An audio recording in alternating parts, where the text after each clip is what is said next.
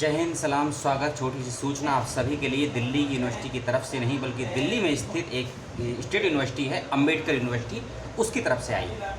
तो इस सूचना का संबंध है पीएचडी के होने वाले इंटरव्यू की डेट, इंटरव्यू के शेड्यूल, इंटरव्यू के पैटर्न और इंटरव्यू के प्रारूप को लेकर। यदि आपने भी इस विश्वविद्यालय में किया था आवेदन, कर चुके हैं प्रवेश परीक्षा को पास, या आपने भरा था एग्जामिशन कैटेगरी, तो वीडियो को लास्ट तक देखने की ज़रूरत नहीं है। जितनी आपको ज़रूरत है, जितना समय हो उतना देखिएगा, और वीडियो देखने के उपरांत मन में कुछ सवाल पैदा हो तो उसको पूछ लीजिएगा। पहले मैं आपको डेट और शेड्यूल बता दूंगा, उसके बाद इंटरव्यू या सिनॉप्सिस के संदर्भ में या पीपीटी के संदर्भ में कुछ ज़रूरी बातें हैं, उसको भी सुन लीजिएगा यदि आपके पास समय हो तो। पहला डिपार्टमेंट है पब्लिक हेल्थ, जिसका इंटरव्यू है 19 जुलाई को। दूसरा डिपार्टमेंट है अर्बन स्टडीज़, इसका इंटरव्यू है 28 जुलाई को।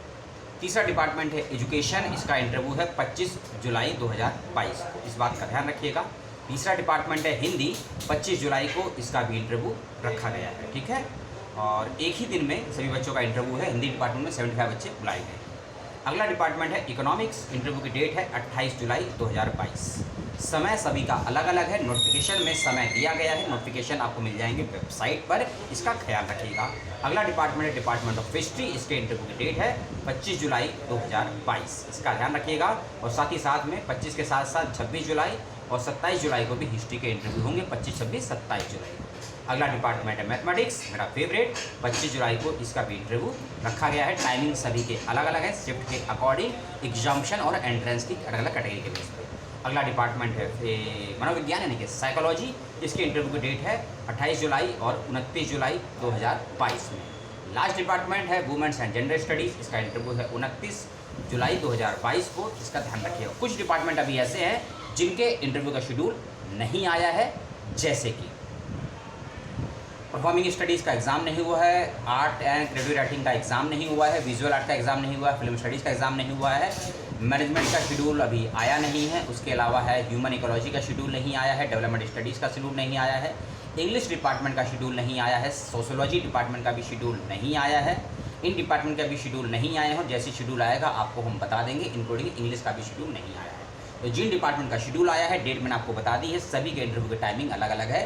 पहली ज़रूरी बात, किसी भी बच्चे को पावर पॉइंट प्रेजेंटेशन यानी कि पीपीटी बनाकर लेकर जाने की ज़रूरत नहीं है। यदि आप लोगों को पर्सनली यूनिवर्सिटी ने कोई ईमेल या कोई फ़ोन किया है, उसमें बताया है कि आपको पीपीटी लेकर आना है, तो ही लेकर जाइएगा, नहीं तो लेकर जाने की ज़रूरत नहीं है। दूसरी बात, सिनॉप्सिस जो आप लेकर जाएंगे, चाहे वो 2 पेज का लेकर जाए या 10 पेज का लेकर जाए, हाथ से मत लिखिएगा, टाइप करवा कर ही उसको लेकर जाइएगा। और इस यूनिवर्सिटी में हिंदी डिपार्टमेंट को छोड़कर बाकी सभी डिपार्टमेंट में रिसर्च इंग्लिश माध्यम में होती है, तो सिनॉप्सिस की भाषा का माध्यम अंग्रेजी रहेगा, और जो आपका वाइवा इंटरव्यू होगा, साक्षात्कार होगा, प्रेजेंटेशन, वो भी इंग्लिश माध्यम में आपको देना है, बाइलिंगुअल नहीं हो सकता है।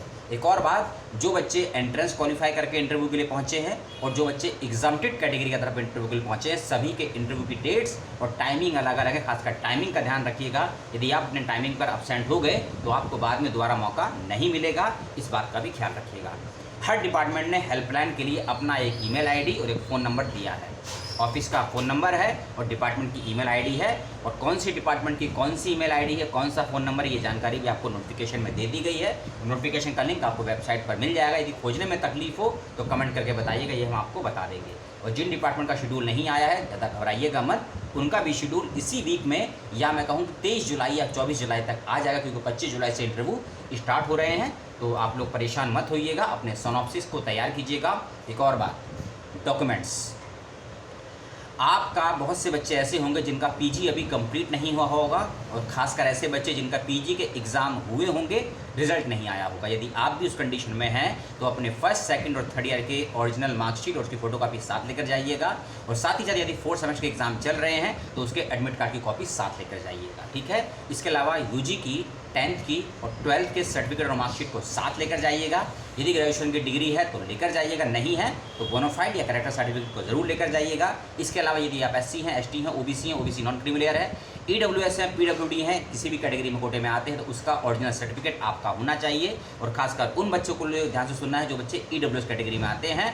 हो सकता है आप लोगों को इनकम सर्टिफिकेट भी लेकर जाना पड़े। इसका रूल्स एंड रेगुलेशन क्या है, उसके लिए प्रोस्पेक्टर को देख लीजिएगा ध्यान से। प्रोस्पेक्टर का लिंक आपको वेबसाइट पर मिल जाएगा, कुछ पुरानी बातें नहीं है, ठीक है।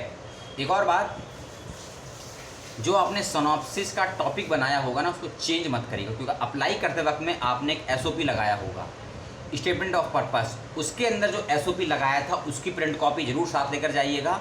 और जो टॉपिक आपने एसओपी में लगाया था पीएचडी के लिए, उसी टॉपिक पर डिटेल में सिनॉप्सिस बनाकर आपको लेकर जाना है। और पहले ही बताया, चाहे सिनॉप्सिस आपका 2 पेज का हो या 10 पेज का हो, कोई फ़र्क नहीं पड़ता है। हो सकता है कुछ बातें आप कम शब्दों में कह सकते हो और कुछ बच्चों को बातें कहने में डिटेल का ऑप्शन चाहिए होगा, तो उससे कोई फ़र्क नहीं पड़ता है कि आपका सिनॉप्सिस की लेंथ कितनी है, वर्ड लिमिट कितनी है। आपका कॉन्सेप्ट क्लियर होना चाहिए, क्वेश्चंस क्लियर होने चाहिए, हाइपोथेसिस क्लियर होनी चाहिए, आपके ऑब्जेक्टिव क्लियर होने चाहिए, आपके रिव्यू ऑफ लिटरेचर भी क्लियर होना चाहिए, बिब्लियोग्राफी और नॉट द लिस्ट आपका चैप्टरेशन भी होना चाहिए आपके रिसर्च प्रपोजल में, जिसको हम शोध प्रस्ताव या सिनॉप्सिस कहते हैं। तो ये जानकारी थी, आप में से कुछ सब्सक्राइबर ने मुझे इसके बारे में बताया, ईमेल के माध्यम से उनका तहे दिल से सलाम है कि उनके माध्यम से सूचना मिली। और सभी को इंटरव्यू के लिए बहुत बहुत शुभकामनाएं।